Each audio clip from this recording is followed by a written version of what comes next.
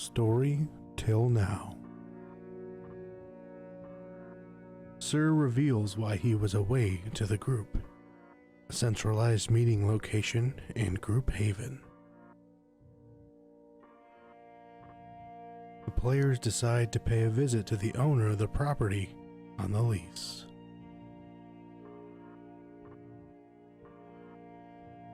After a short chat with the daughter of the owner, the group goes to the property.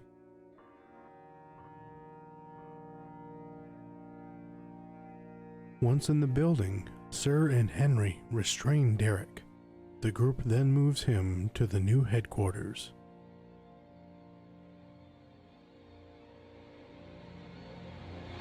Debates on how or if they should interrogate Derek is held among the group.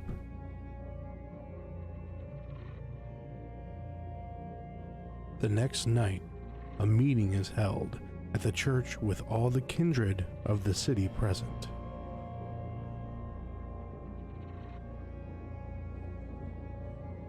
Derek is put to death, and the floor is open to all Primogen to share their grievances.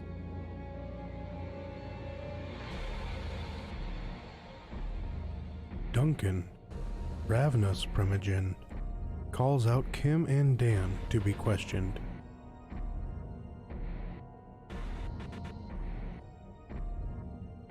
After the grievances are handled, Victor announces that a temporary Elysium will be held at the park tomorrow night.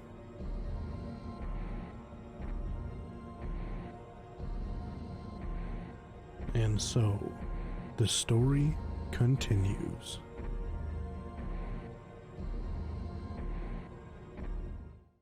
Jeff, you went back to your haven after dealing with the death of Kim, a fellow Nosferatu, but not a fellow Camarilla member.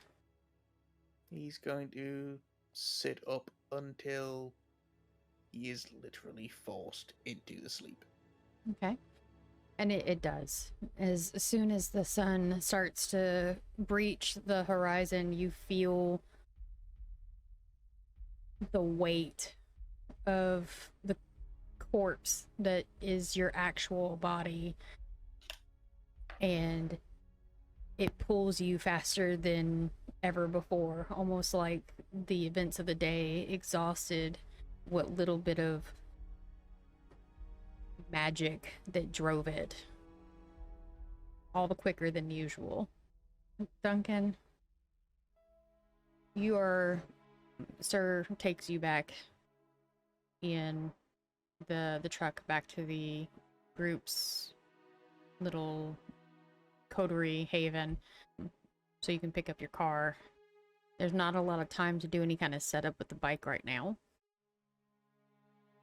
Do you stay at the haven or do you head back to your pawn shop? I'll stay at the haven for now. Okay. The whole way, it seems like Sir is very disinterested in conversating about what happened after he had thrown the cigarette out before getting into the van, or getting into the SUV. Duncan had no intention of small talking with him. It's more or less the usual of just driving to where we need to go and that be it. Henry, Mm-hmm. you are, I would assume, dropped off by Sir and Duncan at your haven. How do you spend the rest of the time you have awake? About how many hours would you say we got before sunup? Okay, probably about an hour and a half, hour and 45 minutes, because you had some drive time to get to your haven. Henry's probably, after the events of the previous night, going to just lay down and try and go to sleep.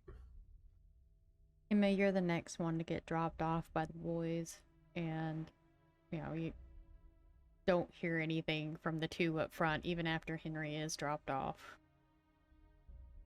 All right.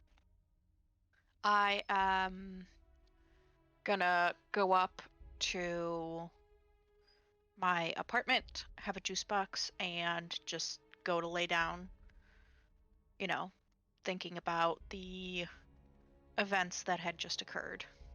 Okay, so what is the kind of thoughts that Emma has while they're thinking of the event?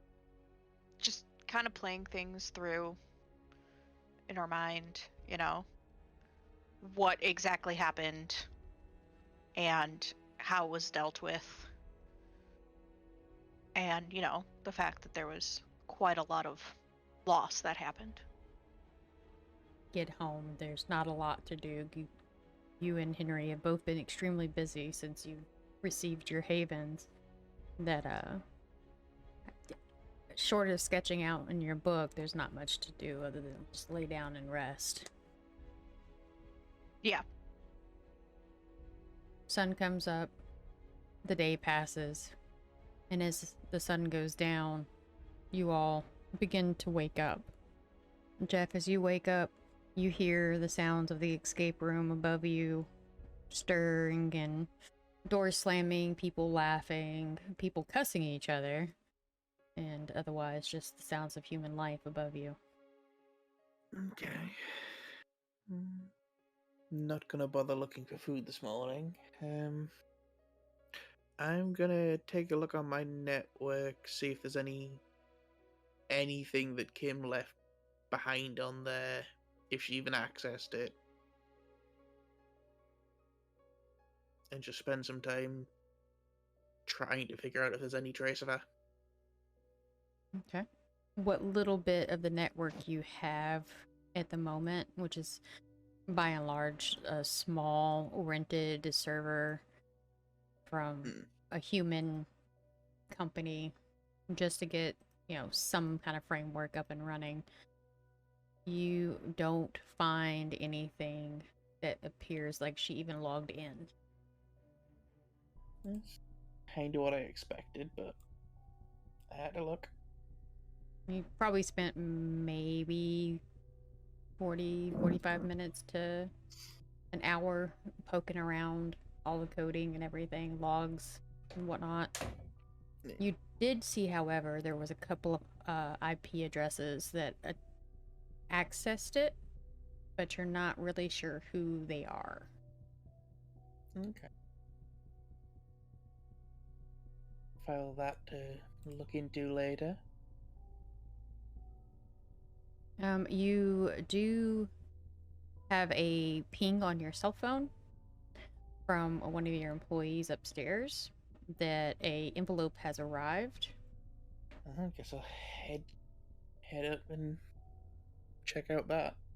You go into the main hall. You've got a couple of employees that are walking past with like replacement parts for various rooms that look like ones that typically get kind of damaged over time. Nothing like too expensive, just like little things here and there, like a lock that was prone to jamming.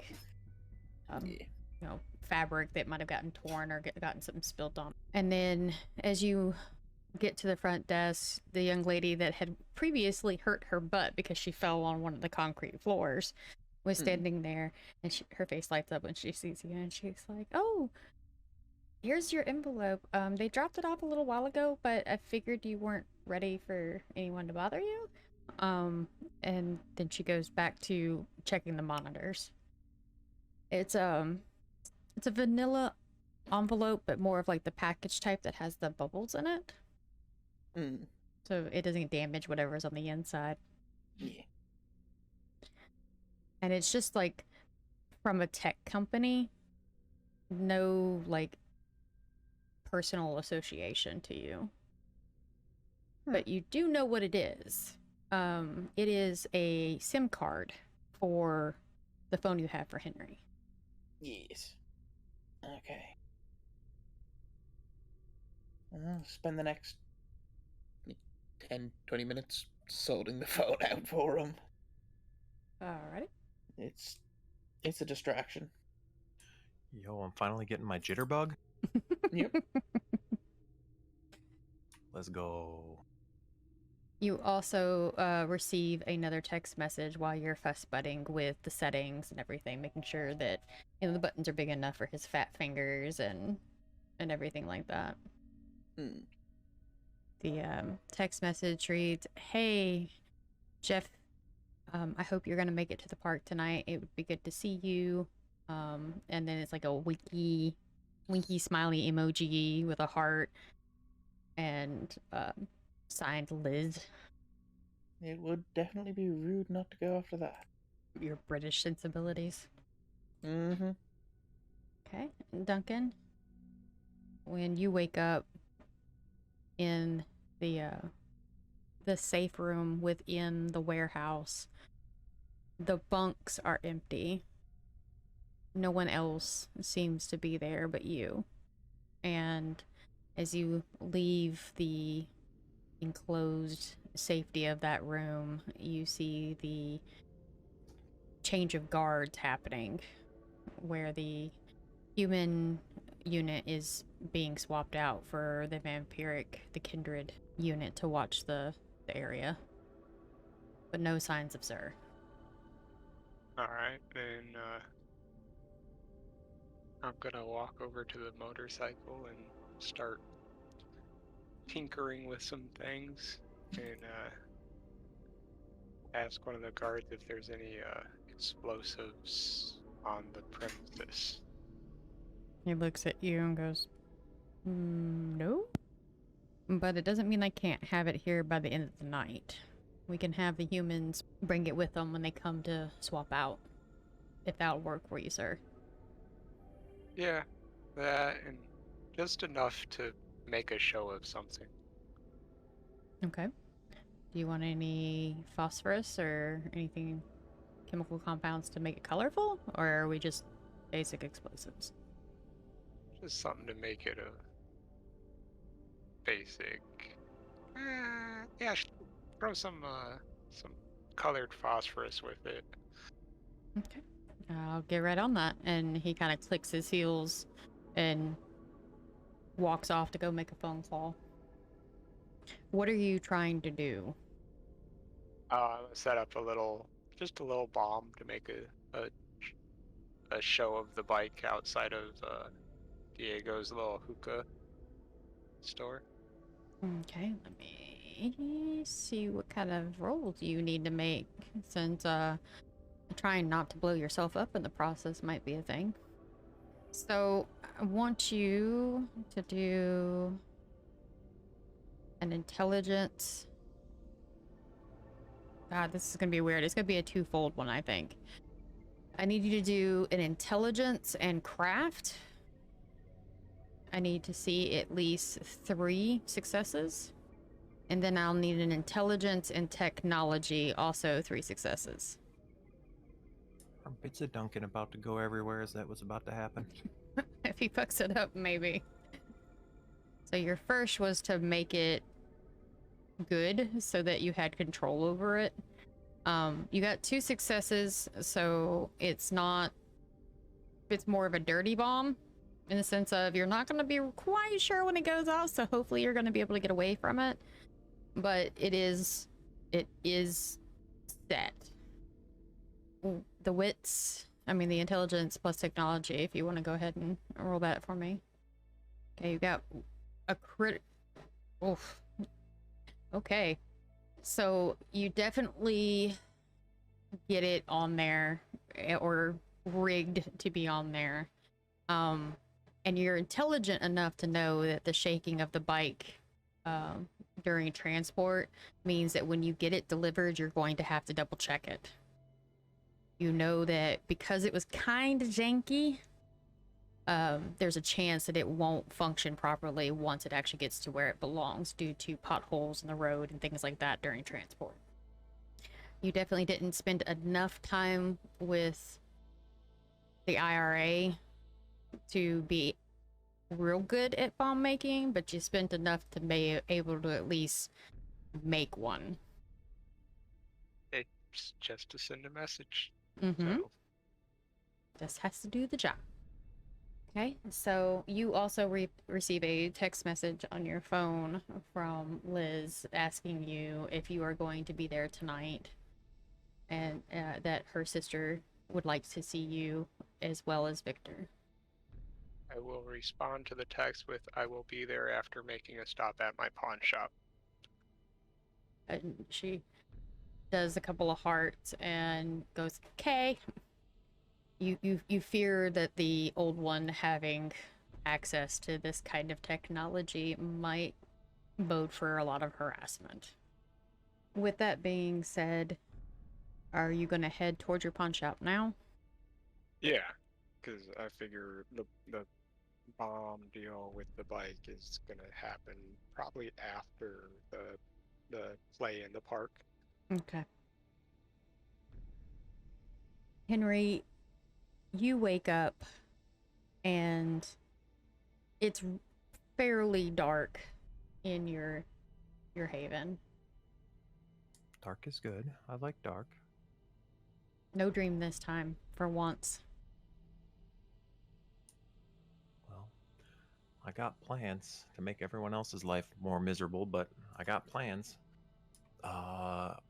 After getting up with everything that's going on and all the death that occurred yesterday and seeing how deep the Sabbat actually runs within the little Camarilla that we got here, I'm heading my ass straight to the college to look for Amber.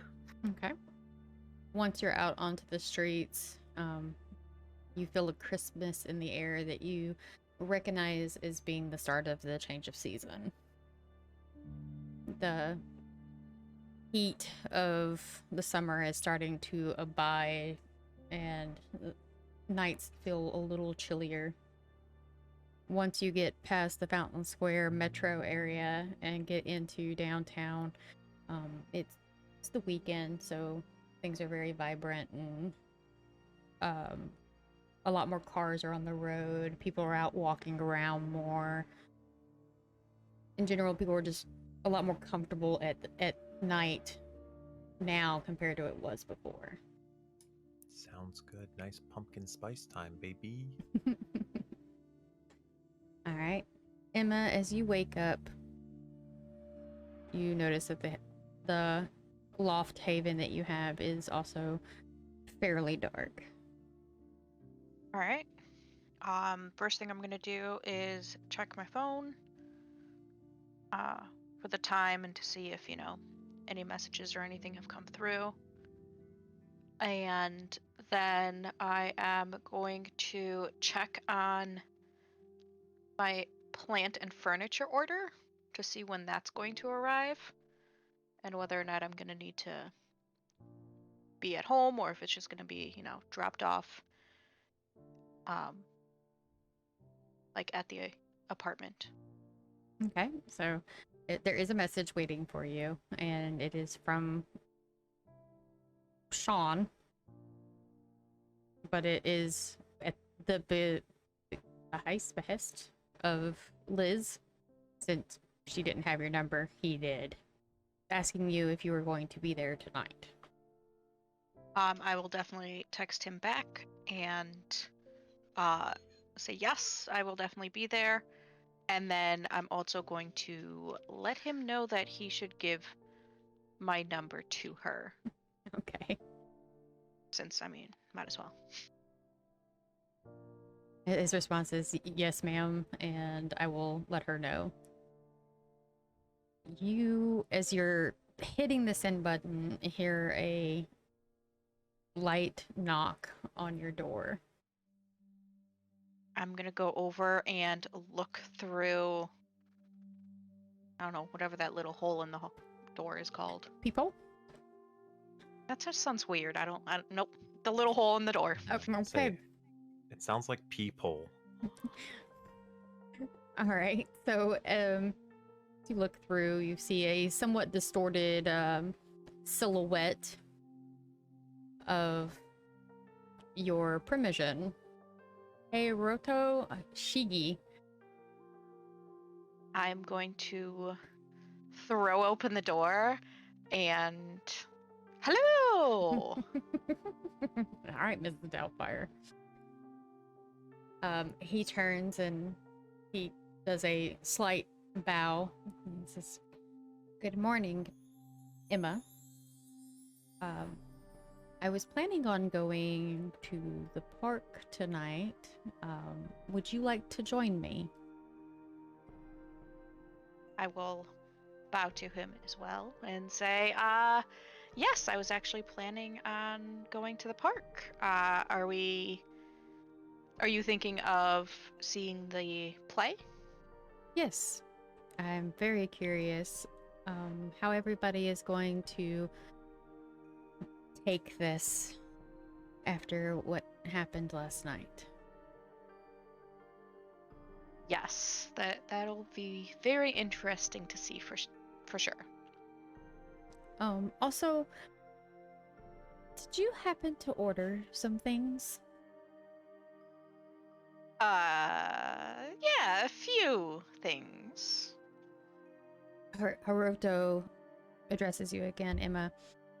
I have a few packages that appear to have your name on it in front of my apartment door.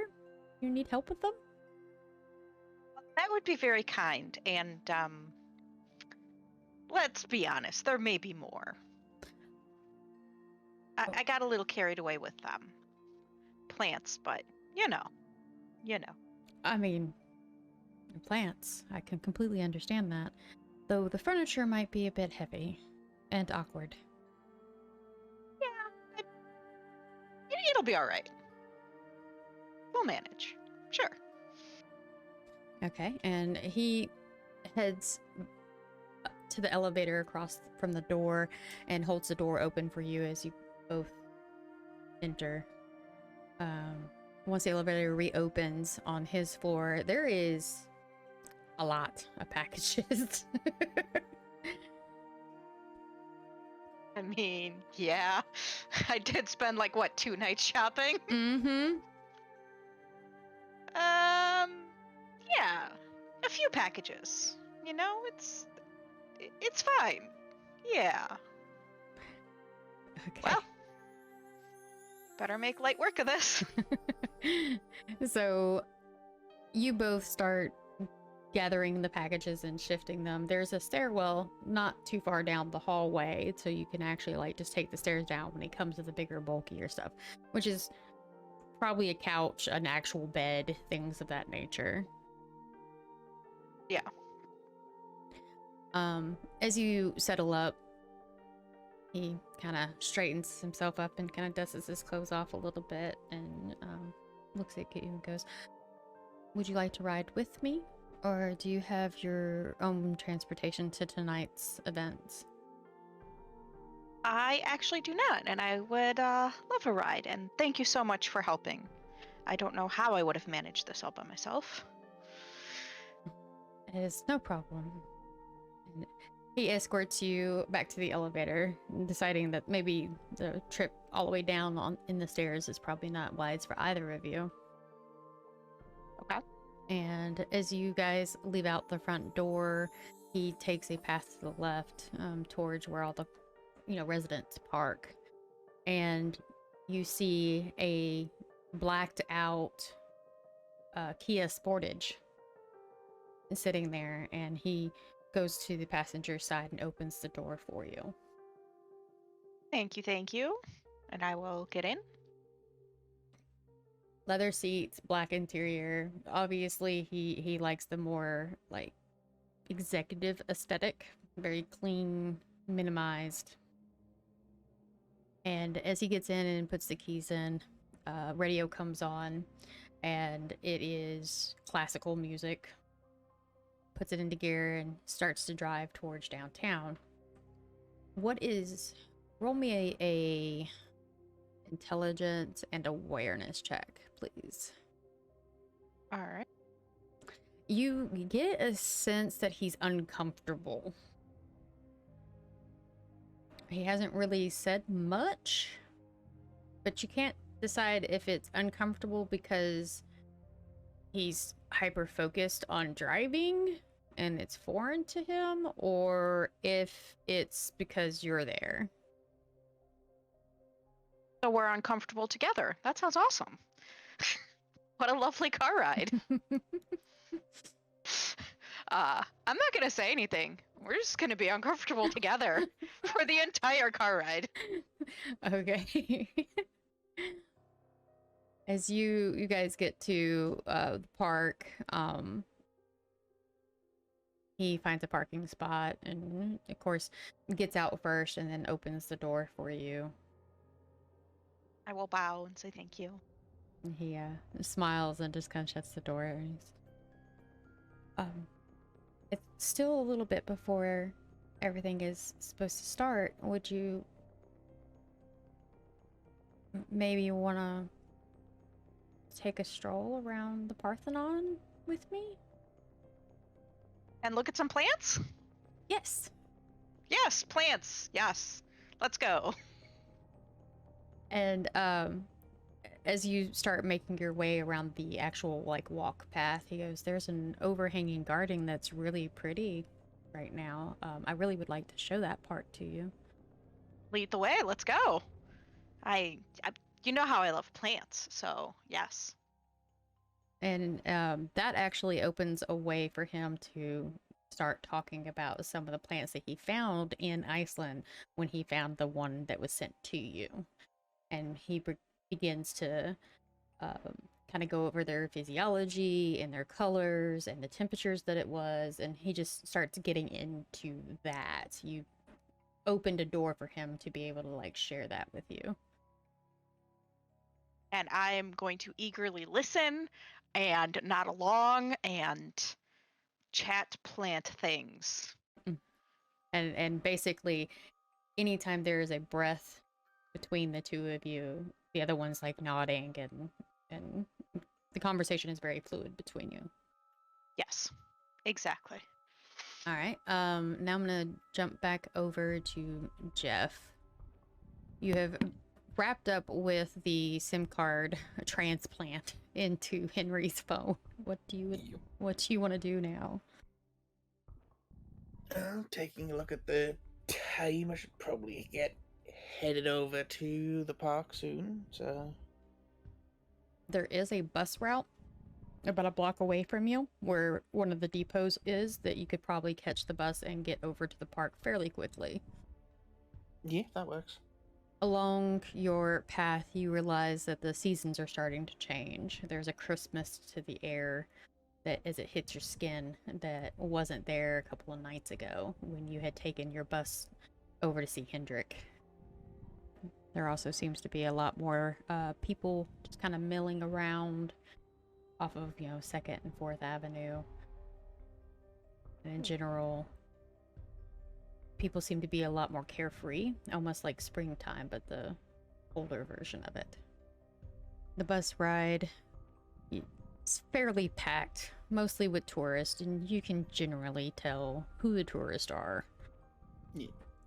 The dim light inside of the bus, just so you can kind of see where you're seating and whatnot, is not lending any kind of comfort to what you would presume, since you guys don't breathe, probably a very smelly, damp, not very well kept public transport.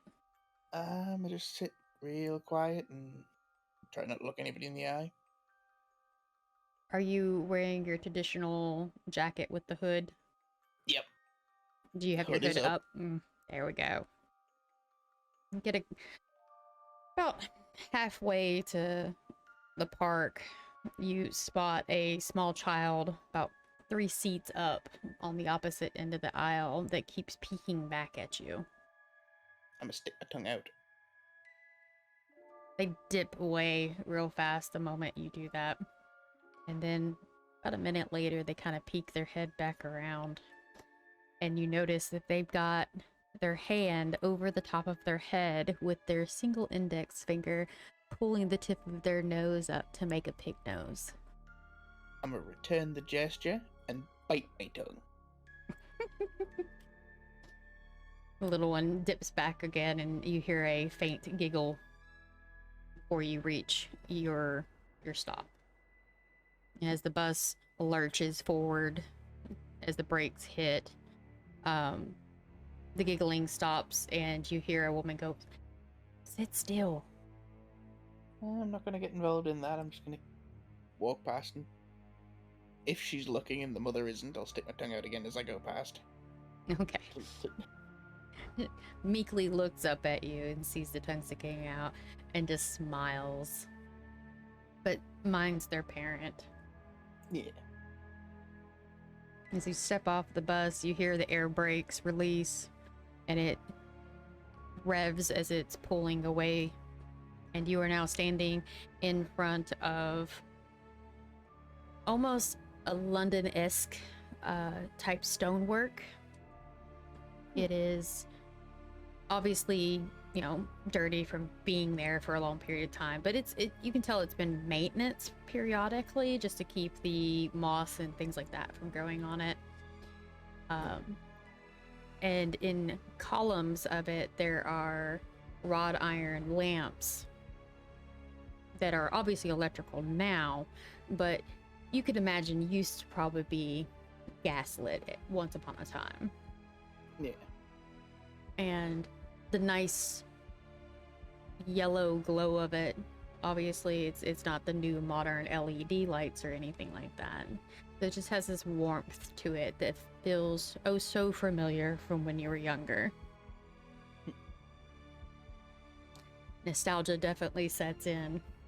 And as you look past the fencing across the lawn, which is a nice green lawn, beautiful, full, lush trees, you see this ginormous, well-lit, full-scale version of the Greek Parthenon in the distance.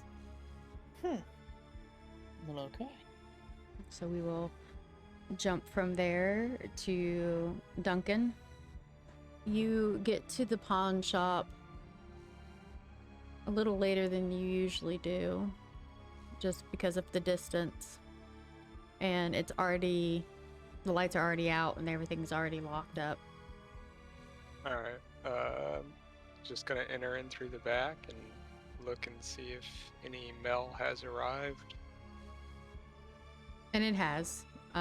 There is say about a foot by foot, 4 inches deep box waiting for you on the desk. It looks more like it was hand delivered instead of shipped. Alright, I will walk over and open it up and inspect the contents. Once opened, you look inside and there is several obvious passports sitting there and plane tickets. Well, more like receipts with codes for plane tickets. Alright, then I'm going to package them into a different envelope, and I'm gonna do one for each one just in case for some reason something happens with it and gets lost in the mail. Okay. And then another separate package of some pocket money, Okay. and get that all prepared to be shipped out. And I'm gonna get in contact with my supplier for ammunitions and set them up for the transition of this to be taken back and delivered properly. Okay. So when you reach out, you don't get a hold of them right away. It goes to a voicemail. But you know that happens from time to time with the local location, simply because of the hours that they have to keep. You get a text message, say about 10 minutes later, denoting that they will be there to pick it up tomorrow after the shop is opened, and it will be delivered as quickly as possible. Alright. And I will set the packages over by my desk with a note for my attendant that someone will be arriving to pick these up and to keep a lookout and to message me when they are gathered. And then I'm going to start heading to the park. Okay. And your drive is pretty standard up until you get closer to downtown area. Traffic, of course, gets thicker, but it doesn't delay you too much. All right, Henry. Mm-hmm. Did you opt to use a little bit of the money that Amber gave you to take a bus, or did you walk again? Let's go with the bus. Okay. So once you get near Vanderbilt campus, you notice that it's fairly quiet on campus itself. There's not a whole lot of people moving around. It seems more like people are coming out of their dorms to leave the campus with the way everyone is moving. Huh. But not like in a rushed way, more like they're meeting up with other people and they're heading off of the campus premise as you're going on to it. Okay. Well, I'm gonna keep trudging towards the room, scanning crowds to see if I can see my favorite person. You don't, and oddly enough, when you get to her dormitory, the lights are off in the entire building except for the reception area where people come down to meet. The house mother, you know, the person who keeps an eye on the building and who comes and goes, is just sitting at the desk reading a book. Okay. Well, I'm gonna have to go up to them, unfortunately for me. So I'm head my way over to them and just, excuse me, I'm looking for Amber Page. The individual kind of looks up and goes, "Ooh, okay. Hi, big boy. Amber's already gone for the night." Do you know where she went by chance? I don't know her personally, so I don't know where she went. I just know that she was dressed to be outside. Oh, okay. I guess thanks. And then Henry's gonna turn and walk away. Okay. And I guess start heading towards the park. Okay. Do you catch another bus or do you walk? It's actually not that far from you. Then walk if it's not that far. Okay. It's maybe a 5-minute walk from where you're at. Yeah, so let's just walk. Okay. And as you get closer to the park, you realize that there's a lot of people, like a lot of people, just walking around, checking out shops, eating outside. The temperature for a human is very comfortable, where they don't have to have a heavy jacket, but they're not like sweating just walking down the street. Sounds nice. As I'm walking, I do want to periodically like whip my head around to just scan faces Okay. to see if I see her. And of course you don't. But you see a plethora of people that, you know, they catch your eye because they either have the same hair color or same height or otherwise build, but it's never her. Of course it isn't. So let's just keep making my way and checking and hoping to see the thing I won't see. As you get to the front of the park, there's a McDonald's right beside the park entrance. But as you look to the right, you see a bus pulling away, and you recognize a fairly small statured dark figure staring at the park. Okay, recognize as in vaguely or recognize as in I know exactly who that is? You're pretty sure you know who it is. Well, I'm gonna walk up to him and drop a, oh, hi. Fancy seeing you here. And Jeff, suddenly you hear a Henry voice. Oh, well. Oh, that's good timing. Hello, big man. I have a present for you. Oh yeah, I like presents. Yeah. And I'm gonna hand over the new phone.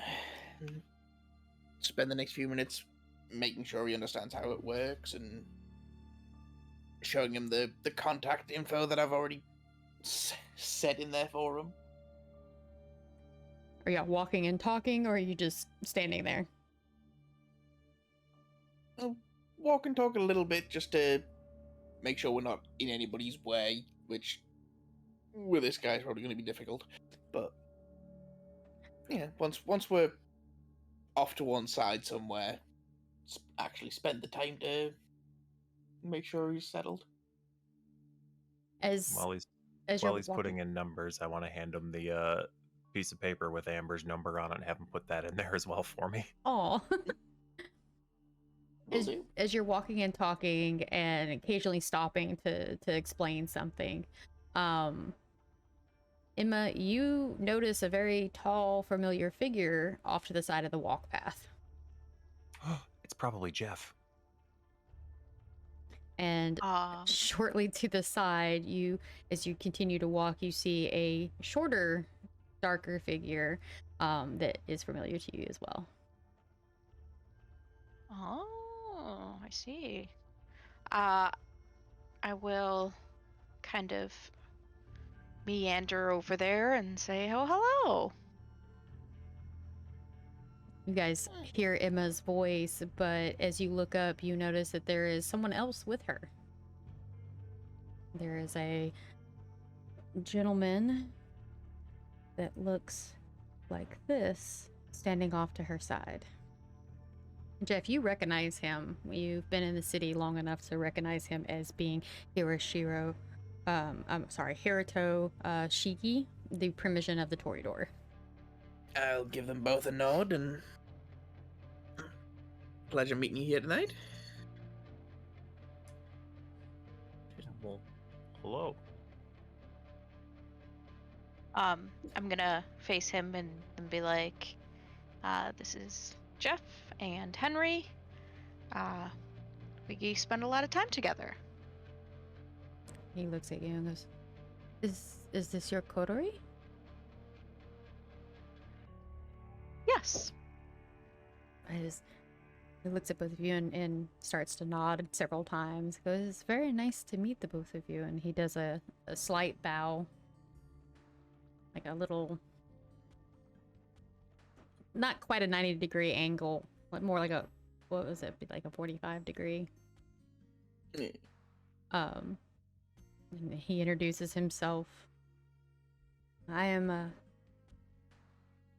Haruto Shiki. Mr. Jeff, I'm sure you know I am the Toreador Primogen.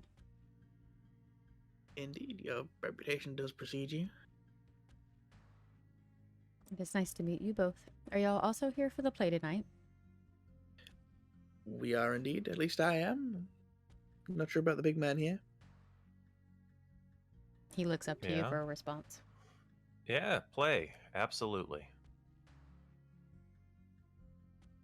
Well, would you all like to join us as we walk over there? It would be my pleasure.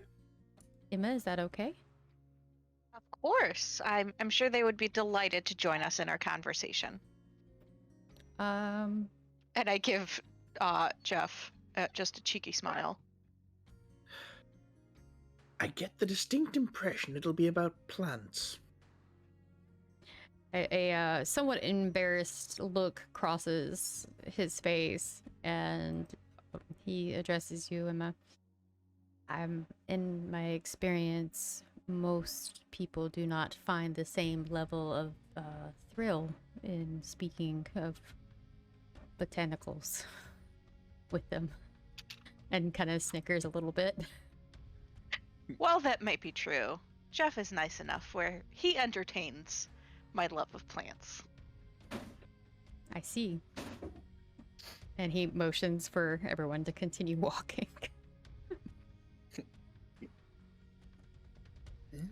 So I'll head in then.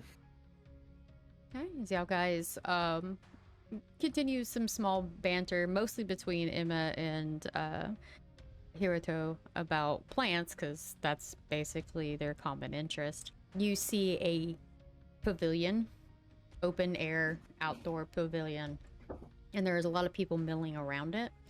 On the back side of it, you see lots of people milling around. It looks like there's some like prop-up tents where people are like prepping makeup and costuming and things like that. And you suspect that that is probably where you guys are heading. Makes sense. I am quite excited. I haven't seen a play in, a minute or so. And he just kind of nods. He's like, I miss most of these. I am usually out of town on business when we do have them. Granted, that we've only had the city for a couple of years now, so didn't miss too many. But I wasn't here before we took over the city. I spent, I think, the last decade in Washington, the state, not the capital of the country. But even then, I wasn't there that much. And he kind of like is murmuring to himself, like he's trying to recall memories, kind of looking up, like he's trying to look into his own brain. And as you guys get closer, you realize you have to go onto the grass to get over to the pavilion. And in the distance, you see a very familiar, very large individual with two smaller individuals nearby. I'm gonna start walking towards them. Okay.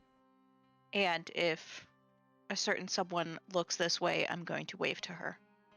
And of course, as you all four get closer, they absolutely make a glance over and they recognize that it is you all and begins to wave and jump up and down and squeeing. Yes. Duncan, you get around the park and are able to find a place to park. Park, and I'll just start heading over straight to the pavilion. As you get closer, you see this interaction where Liz is jumping up and down like a goober and waving fanatically at what appears to be Emma. I will take this opportunity to try to sneak up on her. All right. I need a roll for that. Oh, God. All right. So I need a dexterity stealth check to see if you can manage to get close enough to spook her.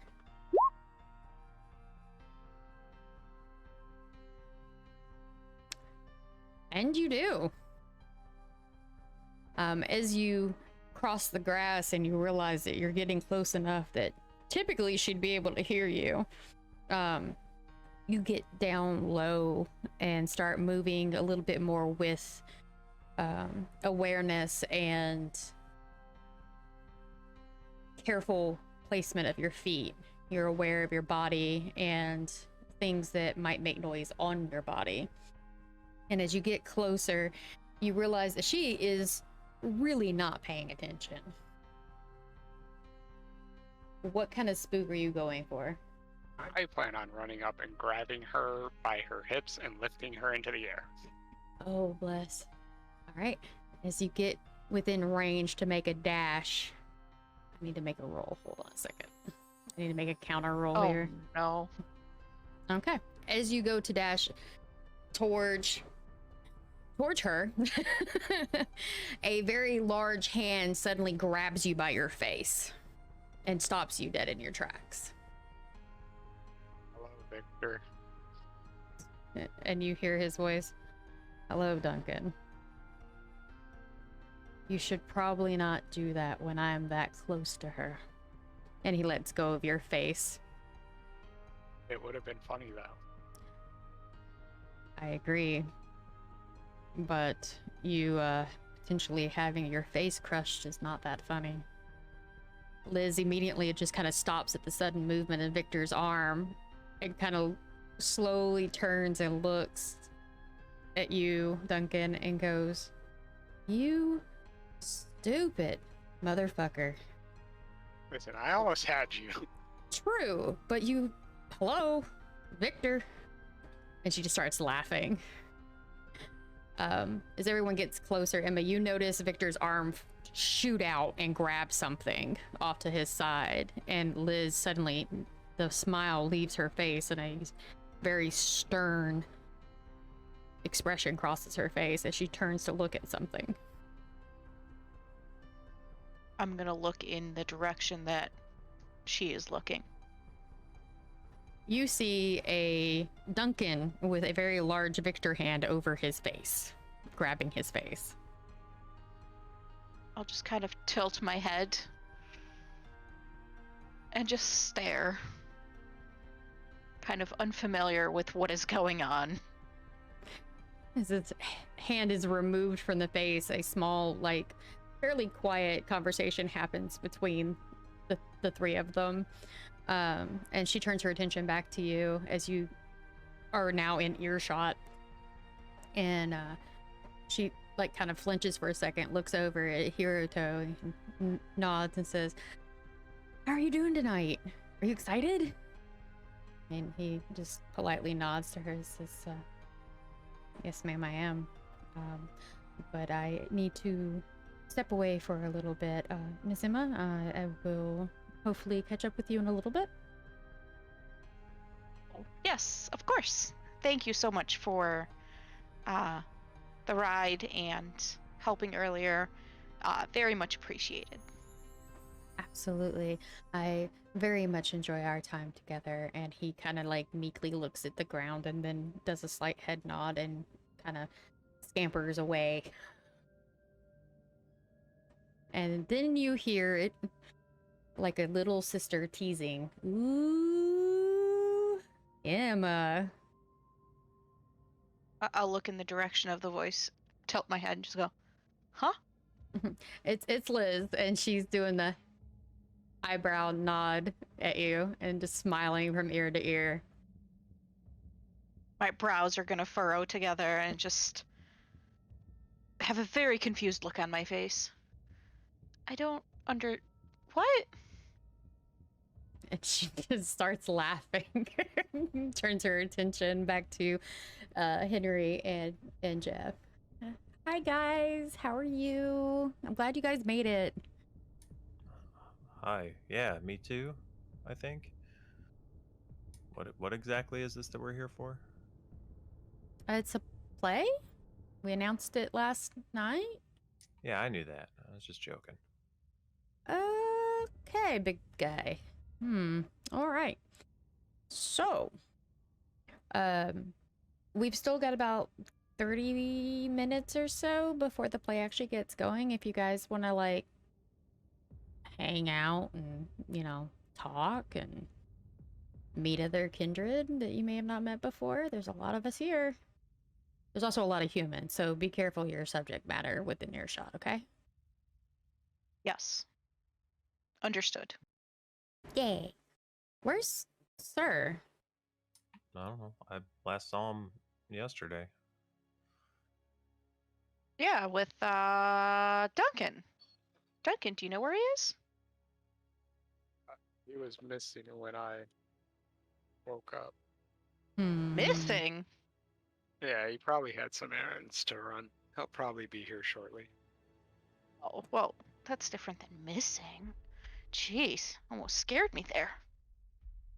She kind of pouts a little bit, and Victor chuckles a little under his breath. Everyone's just kind of chatting amongst themselves and each other, and Liz kind of meanders off to go talk with a couple of other people. Some of them you recognize as kindred from the meeting the night before.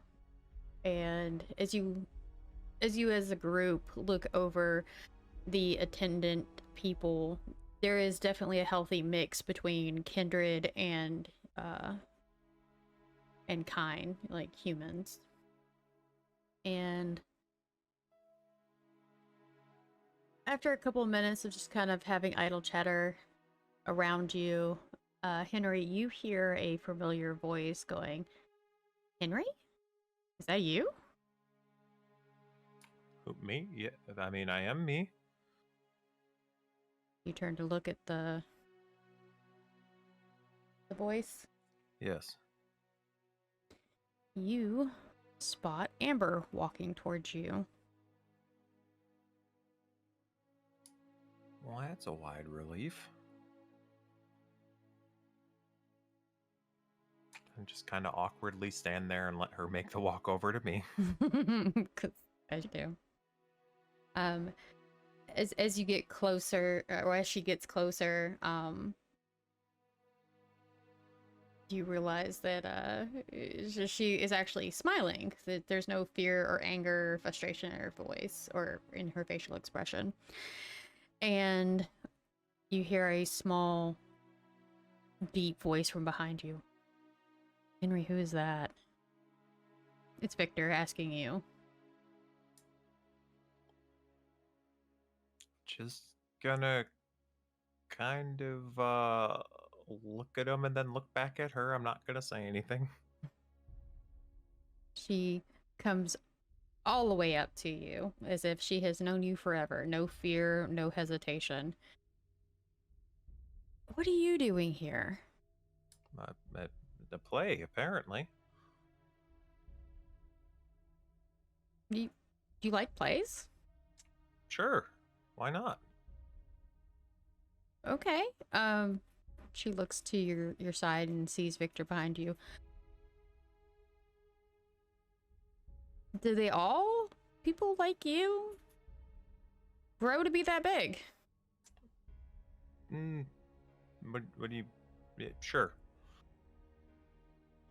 She just kind of nods, goes, "Hi, my name is Amber," and reaches her hand out to shake Victor's.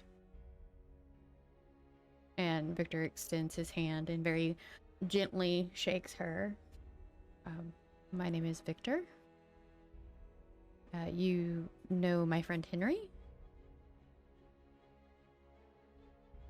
And she's like, "Well, I mean, we just recently met, but yeah, I know him, kind of. You could say he's an old friend of the family's."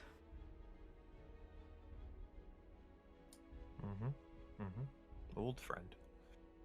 And Victor just kind of nods and goes, "Oh, well, he's a childhood friend of mine. We lost touch for a little while when we were younger." And he just kind of awkwardly stands there. And she looks at you and goes, "So, you want to watch it with me?" Sure. Ah, that's so awesome. I don't have to be here by myself. I don't really know anybody yet. A couple classmates, but I don't think they're really into Shakespeare.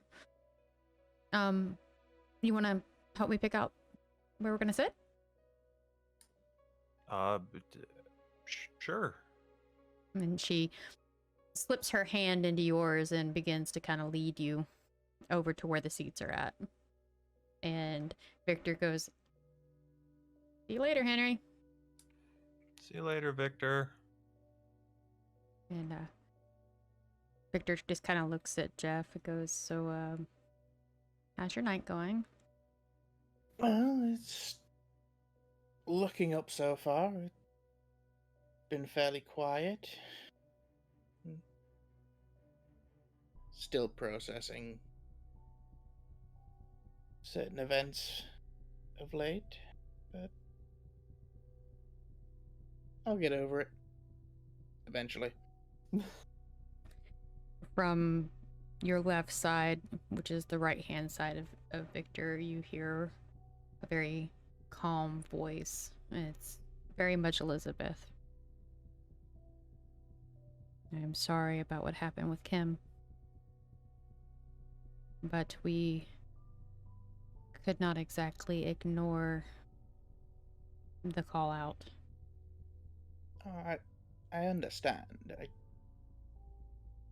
don't entirely like it, but I do fully understand.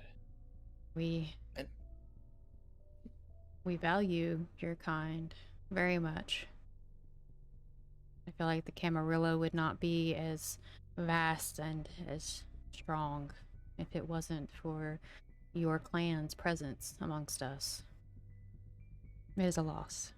She stares you straight in the eyes. Something that you don't think she's ever done before. I'll just give her a nod and it's appreciated. If you need someone to talk to, please do not hesitate to reach out. I know it was because of our hands that she was released, but it is not without our own mourning of the loss of her. I should be fine. It's just a little shock, I suppose. You'd think you'd be used to it after the lives we've led. No matter the blood, no matter if you're sire or child or of the same sire, the blood is the blood. You still feel the loss of one of your own. That is why we see each kindred in the city as valuable and important. A life is a life, even in unlife. It is unfortunately the case of the matter. This is a war zone, and until it is no longer of that caliber, we have to take care of things in a certain way to make sure that stability is achieved. And if there was any other way right now, we would have taken it. I know. So, to pick a lighter topic, Jeff, do you like Shakespeare? Well enough. If I remember correctly, is he not from the country you originate from? He is indeed. I didn't get to meet him myself. I was still fairly busy dealing with my own family's issues and Italy at the time. I heard he was quite mad. More than likely. And she just kind of smirks. You see a thought cross her mind, and she kind of looks down a little bit and smirks and glances up at Victor and goes, "Well, you would know nothing about, writers being mad or anything, right, Victor?" And he just kind of looks down at her. "You know, Elizabeth, you shouldn't speak ill of my wife." She looks at him and goes, "I'm not speaking ill of her. Mary was amazing. A little crazy for falling in love with someone as cold and calculating as you. But, love is love." And he looks at you, Jeff, and goes, "My wife, Mary, was a writer. Oh. May have heard of her. She apparently is extremely well known. Mary Schelling? She wrote under her maiden name." I can definitely see a connection now, yes. Did you read any of her writing? I heard it was really, really good. I can't bring myself to read it personally. It's an intriguing read. You may want to peruse it at some point. I don't think I'm ready yet. Losing her was very difficult for me.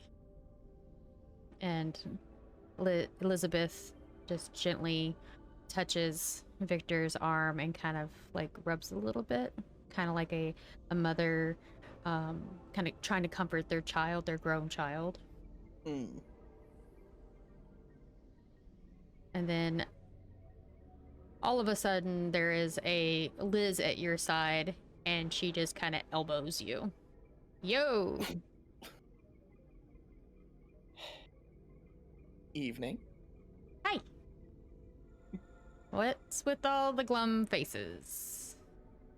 I mean, it's somewhat to be expected after last night's events now? Yes, but we don't have to focus on that right this second, do we? True. Sir, as you park your SUV at the parking lot, you definitely know where the pavilion is that the event is being held at. Do you make your way there? Yes. Okay. As you approach the general vicinity, the pavilion is very much lit up, and there is a nice mix of, kindred and kind. But you see a couple of familiar figures right on the edge of a lot of the hustle and bustle.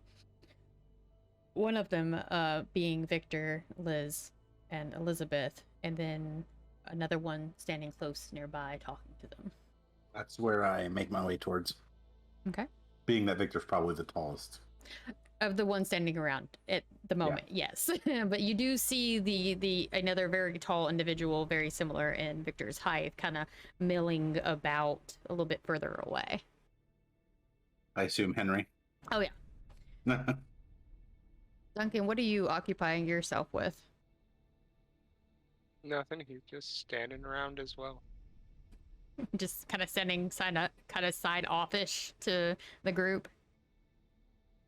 It, Emma, what have you opted to do with yourself?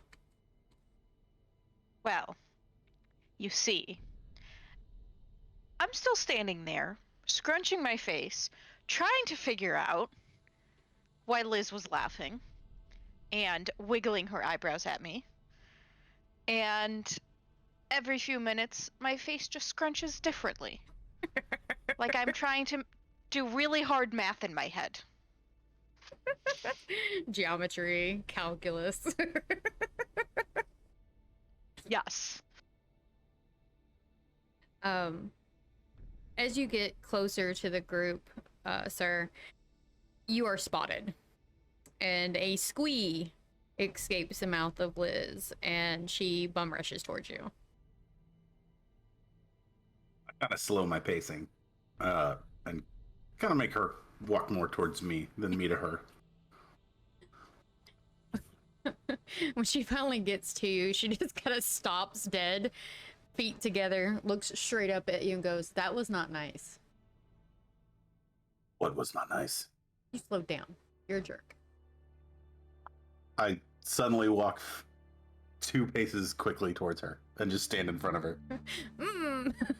She just kind of like steps back. Fine, you want to dance? Let's dance. And she I hold my hand out. yeah, she holds her hand out and reaches towards your waist. Out of place dancing ensues. Yes. And she just starts cackling. There's right corner of his lip starts to curl just a little bit.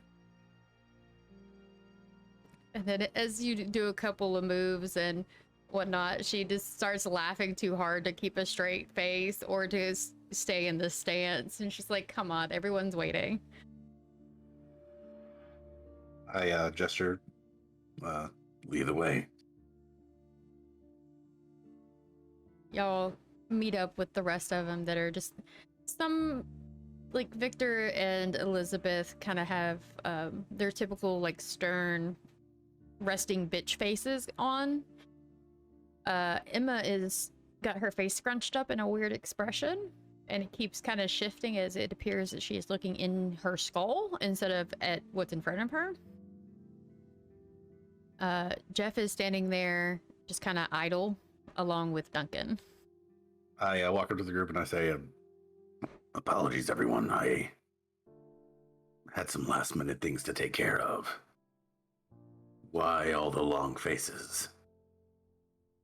Oh, hi, sir. What long faces? What? Oh, tonight is not my night. Elizabeth addresses you. It appears that certain memories are difficult for some of us, and it has created a bit of a morbid mood. Liz Hey, is see. attempting to cheer people up.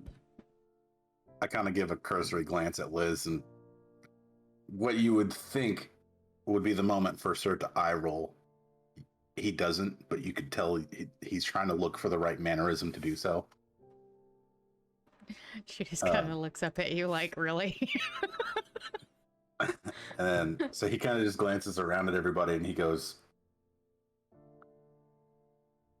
I thought that this event was supposed to be counteracting that to a degree, so I guess I could help.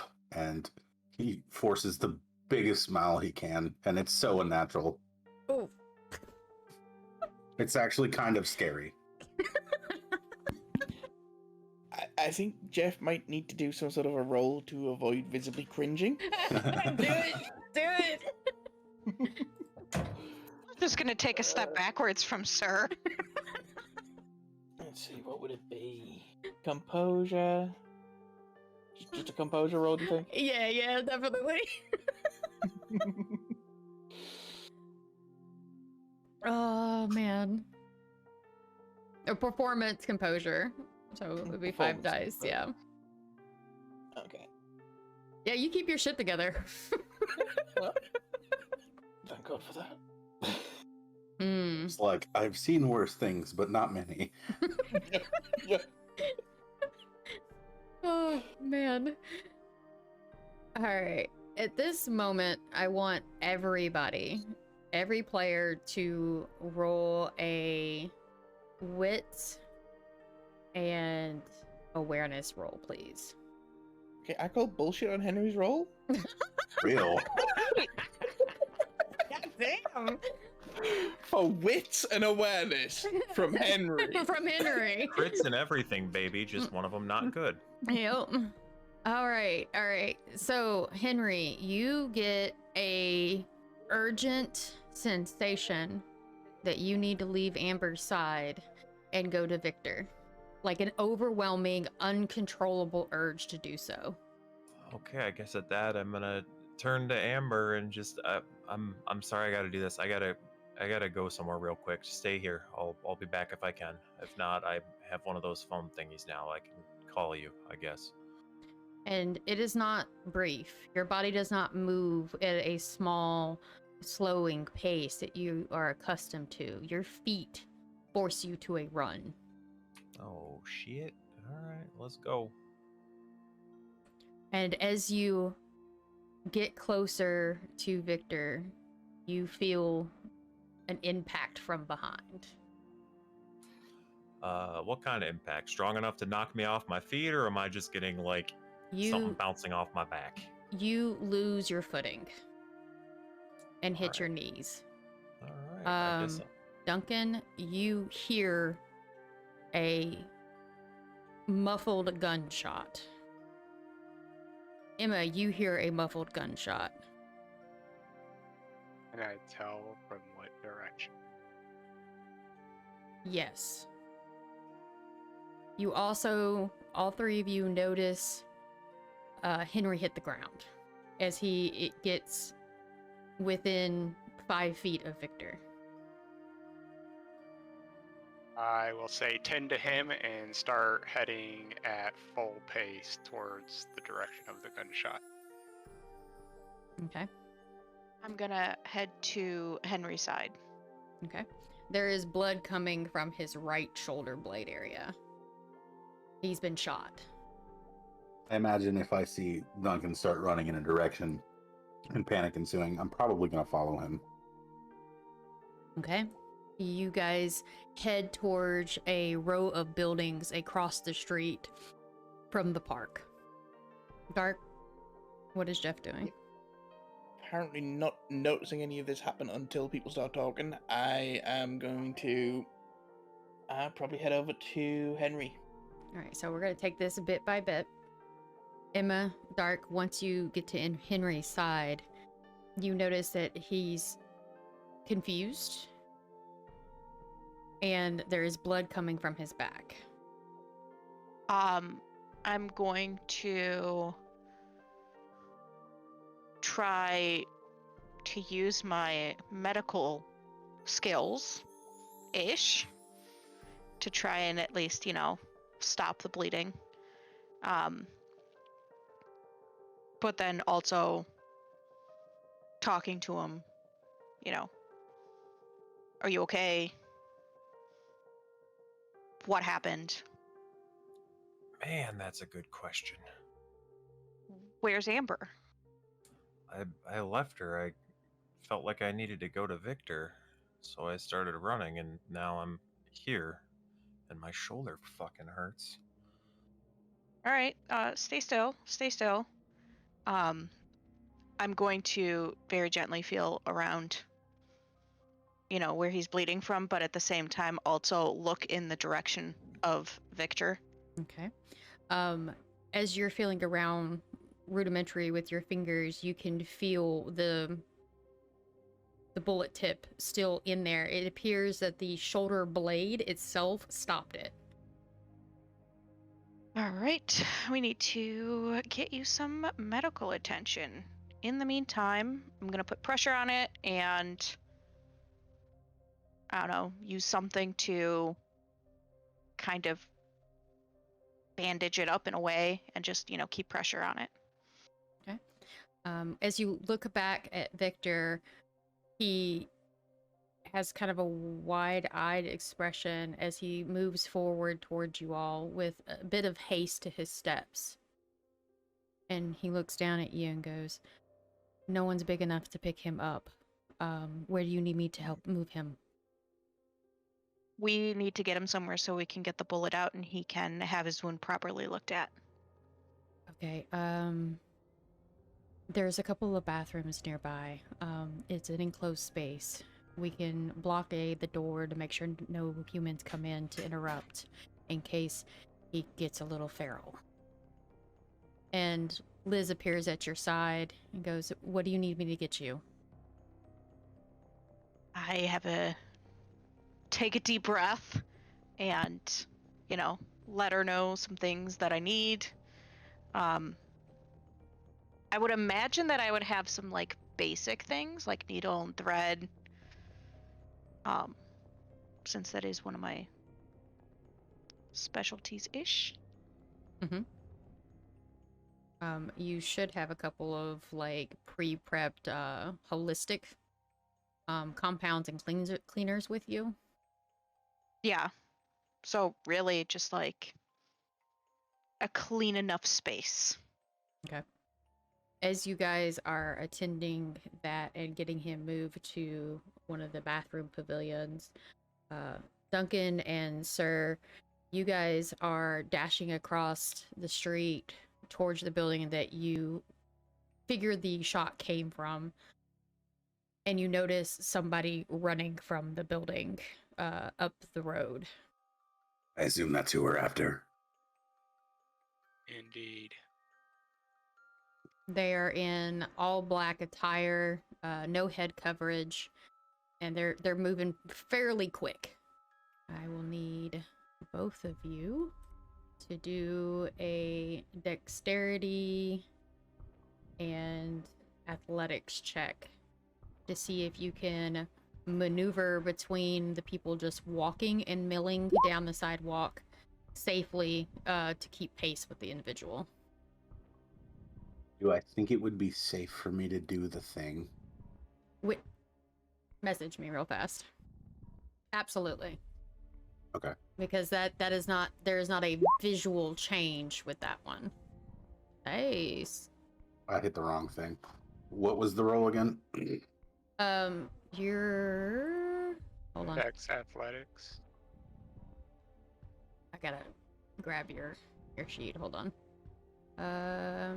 Yeah, it's dexterity athletics. So you will... The rouse check means that you rouse your blood, but you don't gain a hunger dice. So it's good that you did that roll. It does not cause you to become more hungry when you activate the blood. Okay. So now you have an extra dice to your dice pool for dexterity and athletics. Let's see. For the viewers watching, he is activating an ability for his clan called Potence, which means the muscles and everything just get even stronger.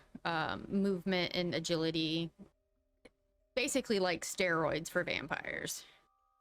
Nice. Yeah, you just fucking cut through the crowd like butter. And you're keeping pace with him. Not gaining any ground, but you are definitely keeping pace with him. There's just too many people to gain any kind of distance. Unfortunately, Duncan, you didn't critically fail because there was a success there, but it negates that. So you still fail, you just don't critically fail. Yeah, Duncan ran into somebody. Oh yeah, you fucking just plowed someone over and ended up face checking the concrete in the process. So you lose sight of them as they turn a corner. You need to do one more roll for me. Same roll. Ow. Ow. Okay, same thing that happened to Duncan. You're doing so good, but then you just hit this pack of yeehaw girls that you just cannot get through without fucking just plowing into one of them, and they send you tumbling to the ground. And by the time you gain your senses back and apologize to the person you just plowed over, they're out of sight. You've lost track of them. What do you guys do now? To the building that Duke came out of. Okay. As you both respectfully stand up, help the other individual up, and apologize for it, and brush yourself off, you begin to move your way back to the suspected building that the shot came from. It is a Japanese hibachi steakhouse, but more of an upscale one. At the front, you hear like a PA system kind of playing some traditional music. The outside, where some people are kind of standing around just chatting as they wait to go inside to eat while y'all are sorting yourselves out.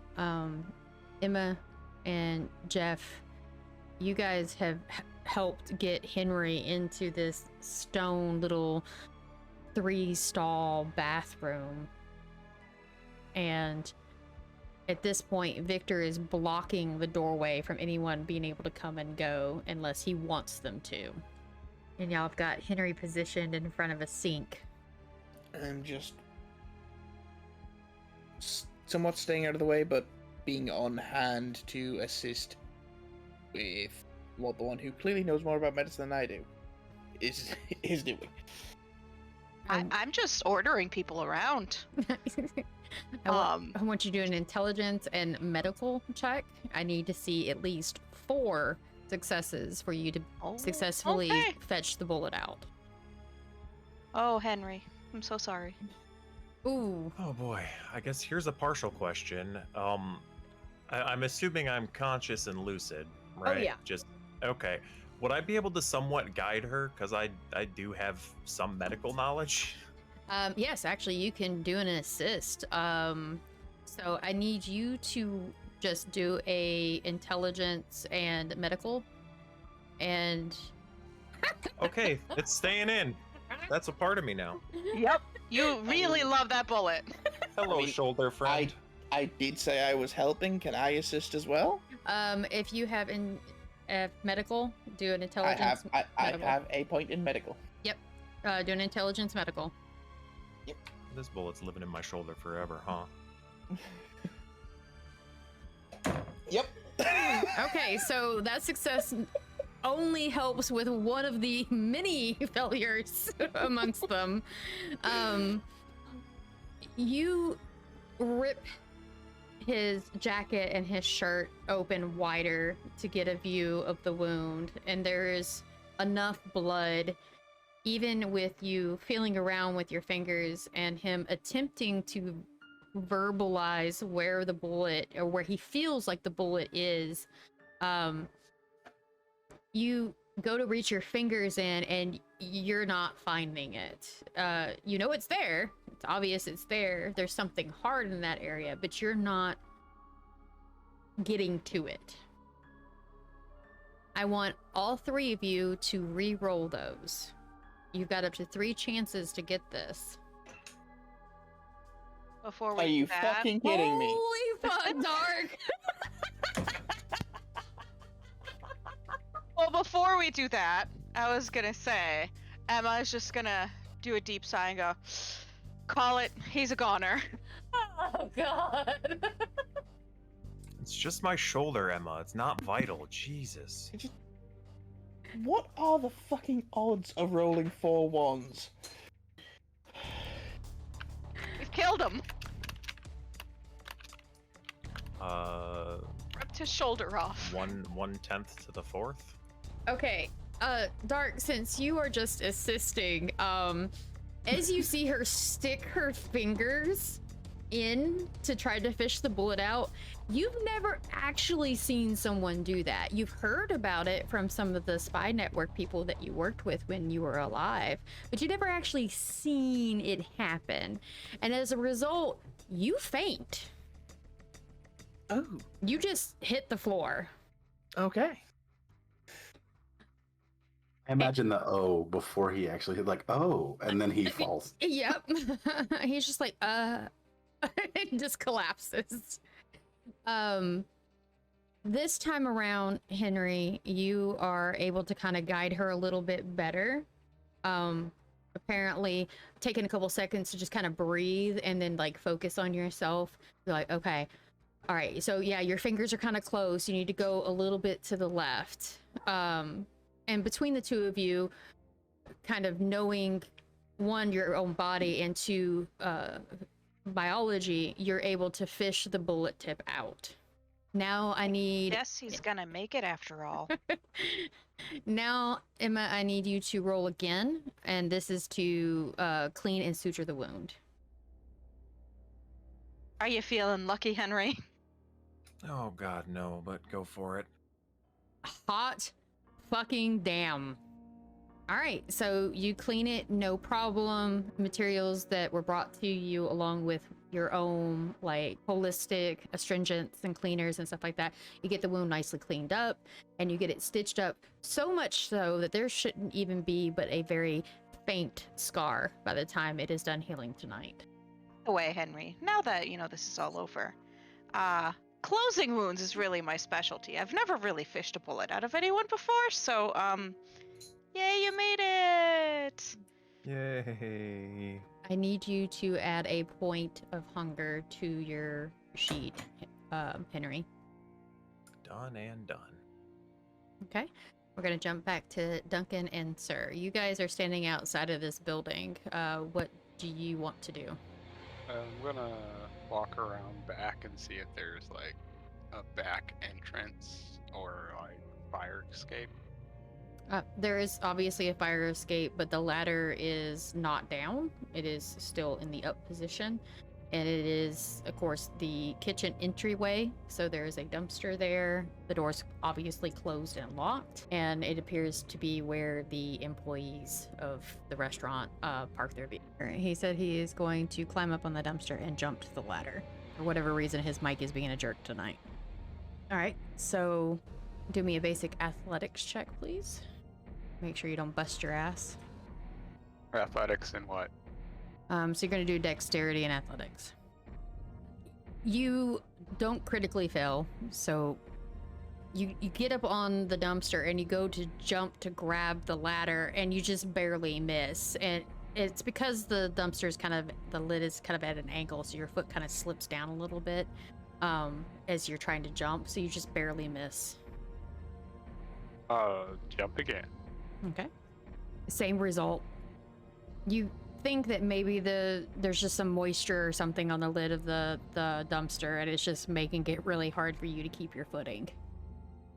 One more time. So your foot slips. You kind of check the dumpster as your feet come out from underneath you, and as you slide off, you just kind of land on your butt. And sir, what are you doing? Did you follow him? No, I'm actually gonna go in the front, and as I walk in, I'm just gonna kind of scan the room, check for any just pathways that lead to the back, any doors that lead to the back, or any place that would lead upstairs. All right. As you go through the foyer has this beautiful samurai armor that's encased in a glass case, and you can go either left or right around it because it's like in the center, and you come up to another set of double doors. And as you open the door to go in, the lighting is low light, and first thing that you notice is the floor is all wooden and the walls are painted white with decorative wood paneling to give a very authentic Japanese feel to it. The bar is just ahead of you to your left, and it is a deep wood tone with various alcohols, but mostly leaning more towards Asian produced drinks. Left hand side of this passageway is a couple of small like dining tables just for like 2 people, 3 if you were to bunt up an extra chair into the walk space. To the left is a curtain that appears like it goes into a more of a formal dining area, and to the right you see like the service area and a hostess stand just literally just to your right, and a young lady of what appears to be Japanese descent standing there staring at you, kind of wide-eyed and a little confused. Does it look like she's confused because of me, or that she was already confused before I walked in? Do a perception check. So that's going to be your intelligence and awareness. Looking at her, she just seems more like taken aback by your presence. You're used to that because you do carry an air of military presence with you. So she's just kind of staring at you like, I'm gonna look at her and just I'm gonna look towards the, like where the curtain is that leads to the employees area. I'm gonna point to it as almost like a questioning way, like, did you see somebody go that way? She kind of shakes to when you point. I'm sorry. What were you needing, sir? Did someone just come through here? Yes. There was a guy that came rushing from the upstairs dining patio, which is closed right now, and ran outside very quickly. Which way did he run? I'm not sure. Once you get past the foyer, I can't see anything. Thank you. And I turn around and had to go upstairs. Okay. She just kind of like realizes what you're doing, goes, "Oh, hey, that it's closed. You can't go up there." Oh no, I'm leaving. Oh, you're leaving? Not actually. But there's Unless she follows me out into the foyer, she's not gonna know. Oh, the stairs are at the back of that stretch past the bar. Oh, okay. Well then, I guess I'm just gonna go outside and walk around and meet up with Duncan. Okay. So as you round the corner of the back of the building, you see him standing up and brushing himself off. Running into some problems. Yep. Well, I just went inside. Whoever we're chasing was definitely here upstairs. Go back inside and go upstairs then. Only if no one's looking. Apparently it's close to the public. I'm gonna head back inside. Lead the way. You see the same armor as you walk in, and the young lady at the hostess stand looks at you and then looks past you and sees Sir behind you. Can I help you? Yeah, I need to go upstairs. It's closed right now. I'm gonna just walk past her and keep heading towards the stairs to go upstairs. As you go to continue walking, she starts calling after you. Hey, you can't go up there. Gonna ignore her and just keep going. Okay. I'm gonna push past her and follow him, but as I go up, I'm just gonna I'm gonna pull the "I know the owner" card. Like, we know the owner. And then just keep walking past her. You hear a sigh of frustration. As you guys go up the stairs, it turns to the left, and you reach kind of like a landing and the doors that are there, one of them is still kind of ajar. And the patio is empty of people and there's no lights on. And the tables have been moved off to the side and the chairs are still stacked. The room at the door is ajar? Yeah, the door is ajar. It is slightly open. I am going to that door. Okay. Out on the patio, if you look towards the park, you see a direct line of sight to where the theater pavilion is. And it appears that no one is none the wiser of what happened. At least none of the humans are. You see the kindred, or at least what you believe to be kindred, kind of a little bit more skittish, in the sense of they seem to have put humans between them and the building you're in. Alright, I'm gonna start checking the patio and looking for anything suspicious.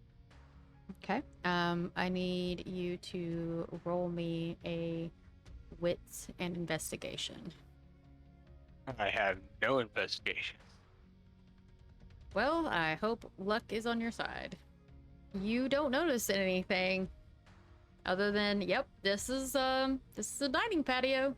Okay. I would like to make a roll. Okay, go for it. Same roll. You said wits and investigation? Mm-hmm. Nope.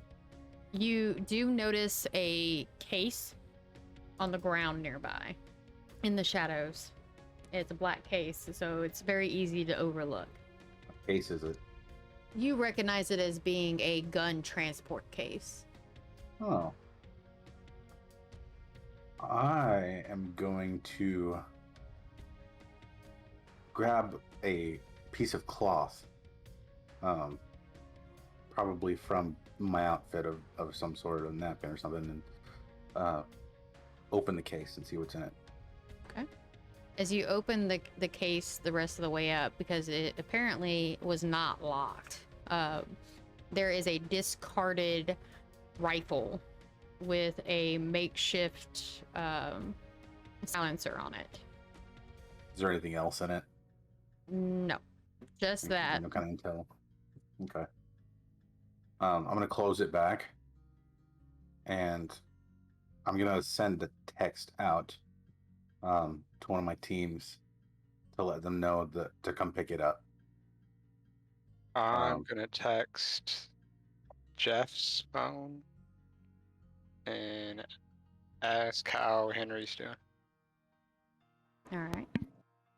I ain't responding because I'm still passed the fuck out.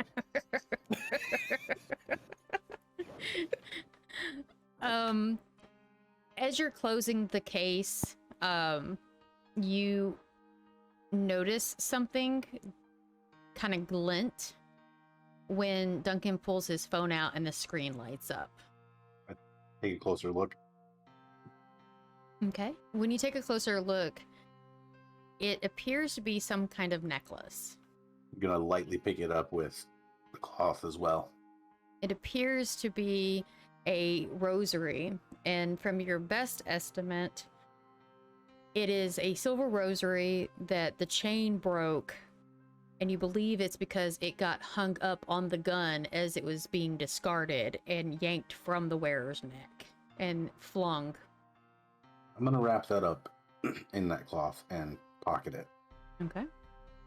You send the text to Jeff, but you're not getting a response, Duncan. And I send a text to Emma asking the same thing, how Henry's doing. Okay. Emma, you feel your phone vibrate in your pocket, and you hear also a vibration coming from what was the direction of Jeff, but you haven't heard anything from him for a little bit. I'll look at my phone and respond saying that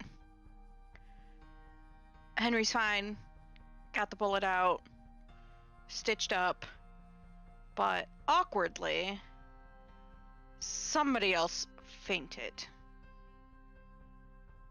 And then I'll ask, how's your end going?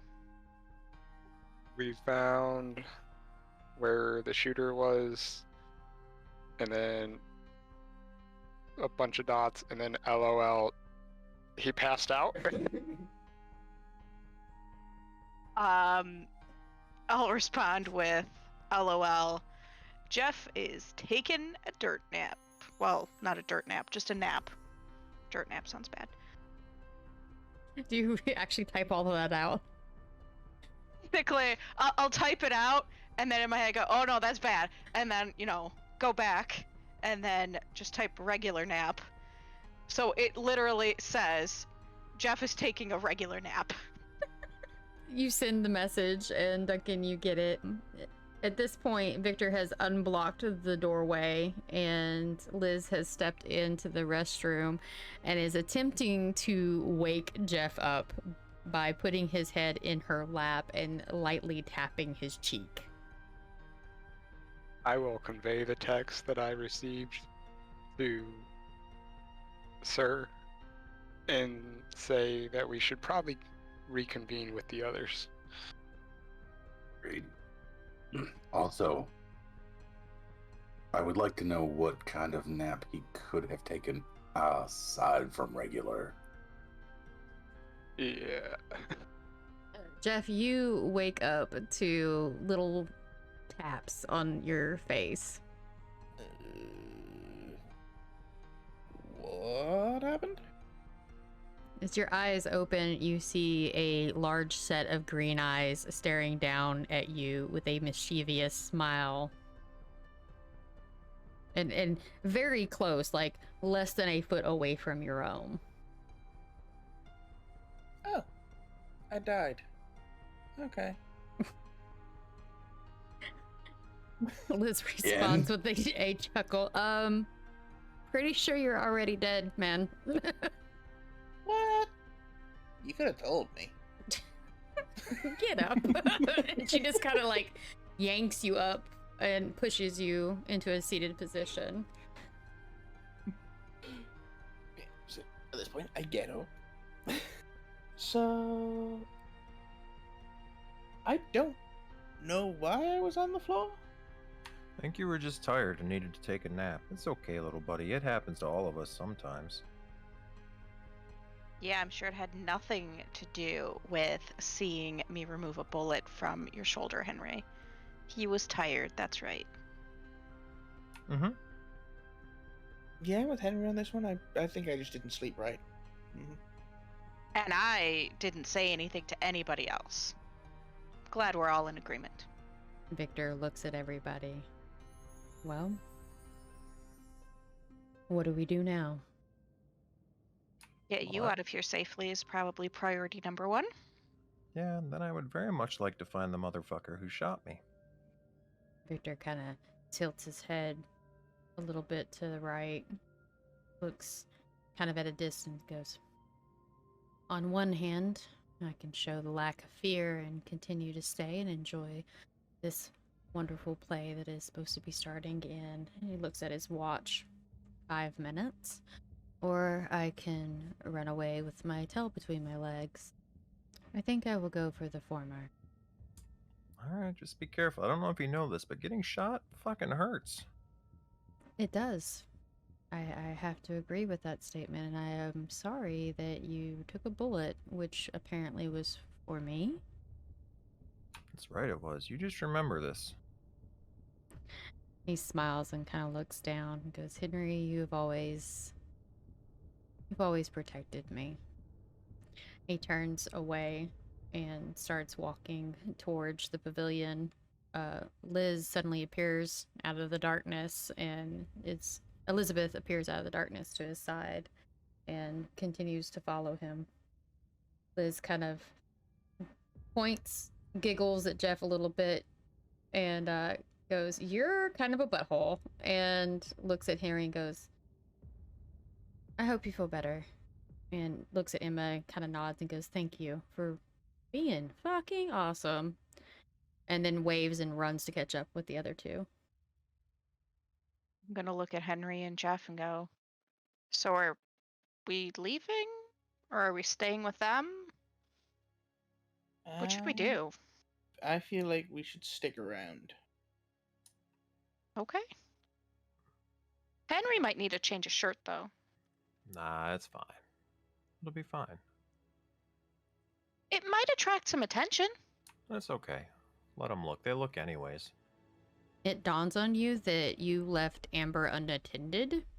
Yep, that's where I'm headed. As you guys reapproach the outdoor amphitheater, you notice that Amber is talking to somebody you don't recognize.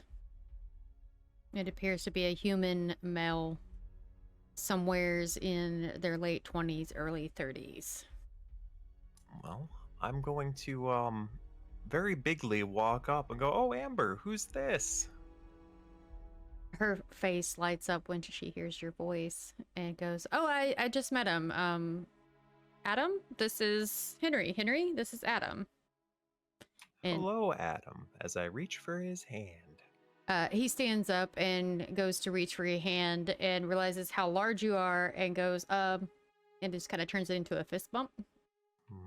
Smart move, Adam. Fist bump him. Yeah, I'm an EMT. I kind of need my hands, and I get the vibe that you're not keen on me talking to her.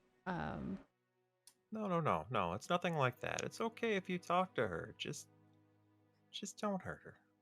I just met her. That's fine. He looks at Amber and goes, "It was really nice to meet you, but I think I'm gonna go." And he walks off to another open seat and sits down by himself. I will plop my ass in the seat he just vacated. And she just kind of looks and goes, "Is everything okay? You kind of ran away in a hurry." Yeah, it's some stuff happened. It's all right. Okay. It's going to be starting here soon. Do you need anything to drink? No. If you need something, I will gladly go with you, though. No, I'm good. And she just kind of reaches near where her foot is and holds up a water bottle. I'm good. I got it. Okay. Jeff, Emma, you guys spot where Victor, Liz, and Elizabeth have positioned themselves kind of closer to the back of the grouping and have taken a seat. There is plenty of room for you guys to join them. Yeah, I think I'll head over and try and keep an eye out. Okay. You do spot the figures of Sir and Duncan returning to that section of the park.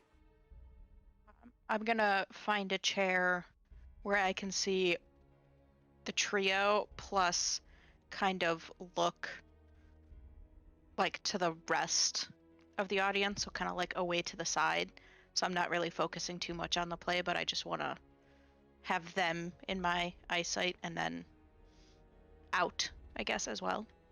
There's no seats that will offer that position, but there is a tree nearby that you could potentially like lean up against or sit down at the base of and get that perspective. Then that is what I'm going to do. Okay. And as you head towards it, you come right into the direct path of Duncan and Sir. Welcome back, gentlemen. Thank you.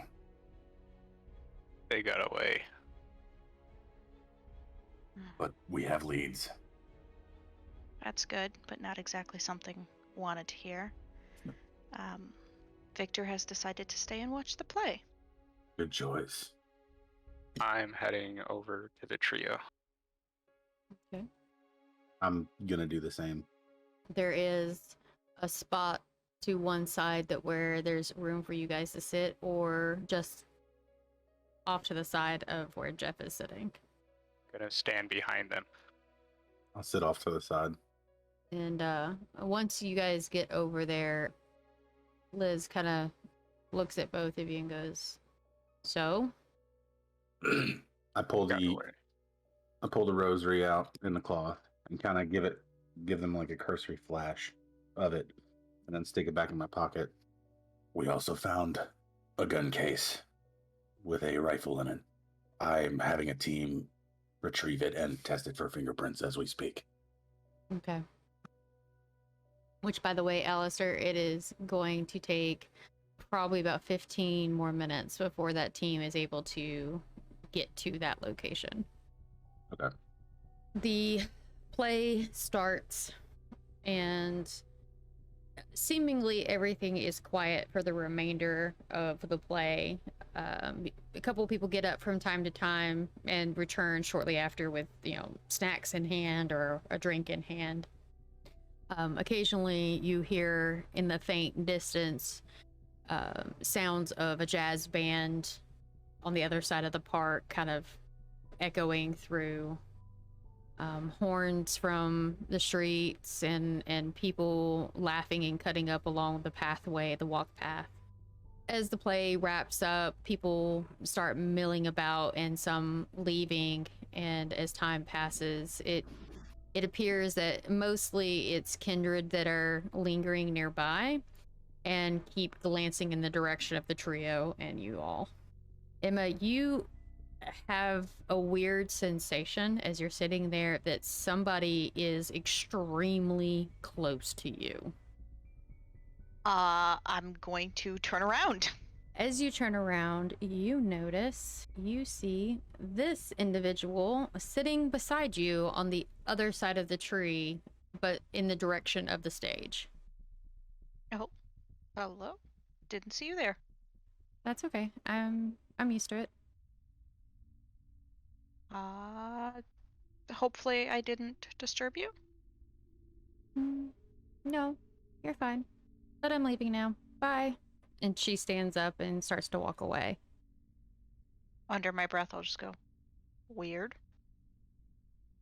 Amber stands up at the end of the play and cups Henry's face in her hands and goes, "You, sir, were a great company despite the weird running off that you did, but I have to go back to the dorm and get some sleep. Classes start early. It was so good to see you." Mm-hmm. Good to see you as well. I'll try and keep in touch more now that I got one of those phones. Wonderful. We should have dinner some night. Sure. And then one hand transitions from touching your face and puts their hand on your head, and the other hand drops away, and she kind of ruffles your hair a little bit, and then proceeds to start walking off towards Vanderbilt campus. Henry is going to follow her, but only up to the point where the others are. That's maybe a minute worth of following. Yep. The trio stands up, and Victor once again extends his hand out to you, Henry, as you walk up in order to shake your hand. I'll reach out and give him a good shake. Thank you again, old friend. But No problem. I think I've had about enough excitement for the night. And Liz is like, "Yeah, I think I'm spent." Well, just be careful getting back. Victor nods. That shouldn't be an issue, but thank you for the sentiment. Elizabeth turns and starts walking away, and the other two follow. Elizabeth stops briefly, turns back around, and addresses everybody. "I suspect we will have need of your investigation services again. Would you all be inclined to look into this a bit further for us?" You think I'm not gonna find the asshole that shot me? She smiles. "Oh, I suspect that yours is more of a personal reason. But it is still best to ask." I'm gonna look around at everyone else and just kind of go, well, you know I'm in. Me too. I'm down. Yeah. Wonderful. gives his creepy smile again. She just kind of smiles and looks down at the ground when she looked at your face. Sir, you really need to stop doing that, please. It is terrifying. I managed not to cringe again. Mm-hmm. Elizabeth looks back up at you and goes, "Yep, you are trying, and I give you that much. You remind me of a young Victor." He kind of gives a glance to Victor, but then he tilts his head kind of down, and the visage of his face just immediately goes like blank again, with a little tinge of like he let himself down with that one, and he just quietly is like, "I'll continue to work on it." You're doing wonderful. And she nods and turns back to the others and walks to catch back up to them. And they get in the vehicle that is parked fairly close by and leave. Y'all are left amongst yourselves up until Hero walks up to Emma, does a small bow. "Would you need a lift back to your home?" That would be wonderful. I have so much unpacking to do. Ooh, I'm excited. Let's go! He smiles really largely and motions for you to walk ahead. As I walk forward, I'm just gonna wave kind of behind me at the group and loudly exclaim, "Text me if you need me!" He puts his hands behind his back like an old man and follows a couple of feet behind you as you do your strut. I am, as Henry goes to raise his arm to wave and realizes that, ow, fuck, that hurts, and then raises his other arm. What do you guys do from here? I'm gonna go try and assist the team with getting that gun case back to the base of operations and investigate more.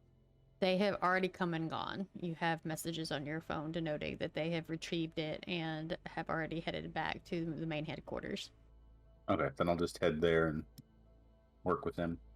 When you state that you are choosing to go and assist, you get a message back from Zero denoting that it is not necessary at all. He can handle it from here.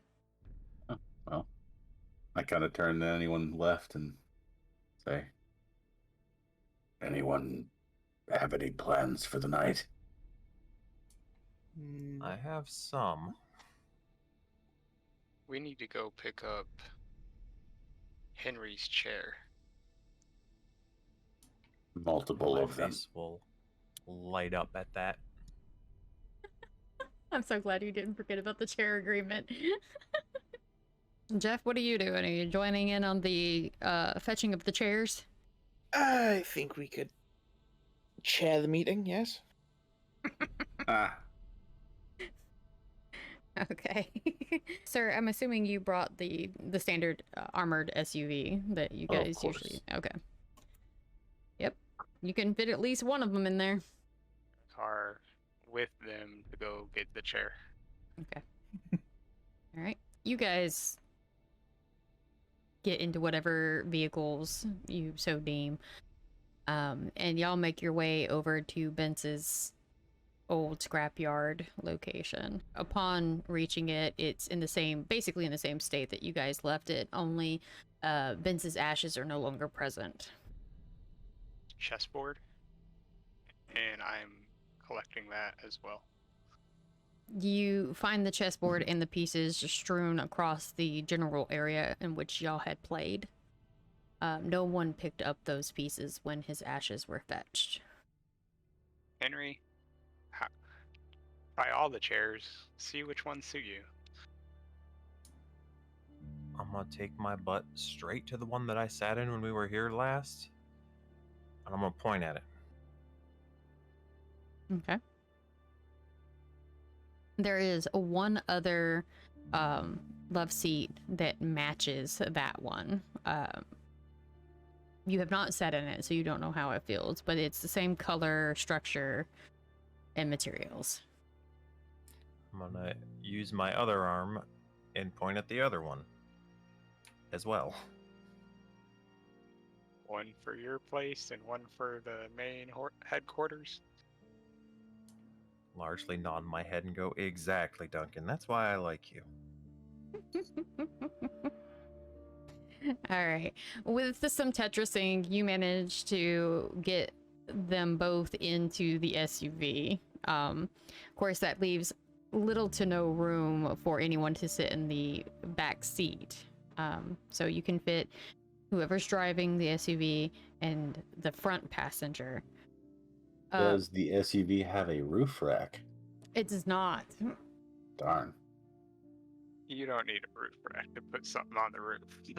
You don't. But you were able to get both of those love seats in the back. You just had to fold down the passenger seats. You What? can ride with me, Henry. There's enough room in the front seat. Sounds good. Means you're riding with me, Jeff. Yep. Okay. And where is the destination? I'm assuming you're going to the headquarters first? Yes. Okay. Y'all arrive in a timely manner because it's pretty late. You've got maybe an hour worth of awakeness to all of you. Emma, Hero... I keep messing up his name, and I'm the one that named him. Damn it. Haruto pulls up to your guys' building and gets out, opens your door, and lets you out. Nods and closes the door behind you. I am going to bow, say, thank you so much, bow again, and then run off Okay. into my apartment so that I can unpack my plants. So as you're waiting for the elevator, he appears at your side waiting for the elevator as well. Kind of just looking up at the numbers. Oh, hi.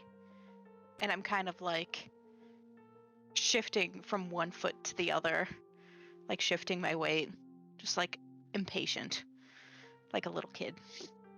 You hear a soft chuckle from him. So, I had a good time tonight. Thank you for joining me. Oh, you're welcome. Thank you for driving me, and thank you for helping, and yeah, all that. Yeah.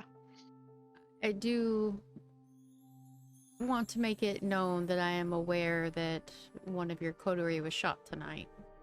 Is everything okay? I'll have a serious expression on my face. Yeah. He'll be all right. Did you happen to hear anything around that time? I heard the gunshot, but I wasn't sure what happened. Not until I saw your friend hit the ground. The Yeah. elevator doors open. Gonna walk into the elevator. He follows in behind and turns and touches the button for your level in his own, and then proceeds to stand with his arms behind his back again, staring up and not at you. This was weird. I'm sure we'll figure it out. I have faith in you. I mean, y'all. You managed to ferret out some Sabbat. Your group is very good at what you do. Thank you. We do try our best. A couple of seconds pass and the door opens on your floor. And he just kind of looks at you and nods. Okay, bye. And I'll wave and, do a little, I don't know, gallop, I suppose? A hop? A skip? You frolic. Frolic to my door. The elevator doors close, and as you're opening your front door to see the load of boxes that you guys had moved into the room, you have about an hour before you will need to be in a safe room. I'm just going to loudly squee. Loud enough for my neighbors to hate me. And just unpack all the plants and not worry about the bed or anything else. And then when it's time, I will go into the safe room. Okay. All right, back to the coterie headquarters, Haven. What are you all doing? Probably sitting there moving the couch around and around and around until Henry finds where he finds it most comfortable. What am I, a dog? But, I mean, okay, basically. I have no arguments against. Like a mastiff. Well, You're St. Bernards, obviously.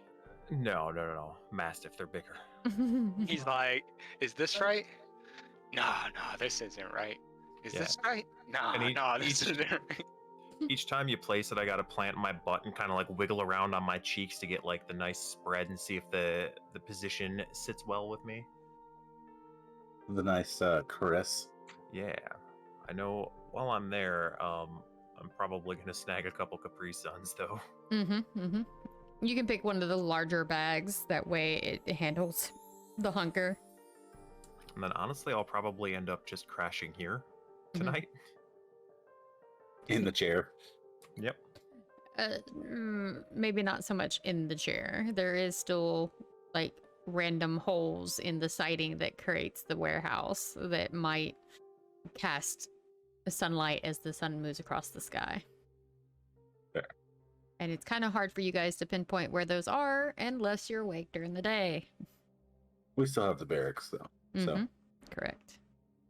So now that you're done rearranging furniture, what are you guys doing for the remainder of the evening? I'll probably try and get briefed on what my team found. Do you make an actual phone call or are you text zero? I mean, I'd assume they're there. Oh, no. That team took it all the way back to your main headquarters in Smyrna. Oh, gotcha. That way Well, they then could I'll use the just- full facility. Yeah, I'll actually get on a video call in the conference room to zero. When you connect, it is not zero that answers. It is one of the other soldiers, a young lady with auburn hair pulled back in a nice tight bun. She answers, "Yes, sir. How can I help you?"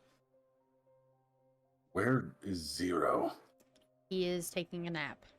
He was falling to sleep trying to wait for the results. Okay, I guess was hoping that there would be results. If we We're- found out anything new. We are still waiting for the FBI database, finger database, to give us an answer. Understood. Have zero contact me with the details as soon as you get them back. She does a salute and says, "Yes, sir.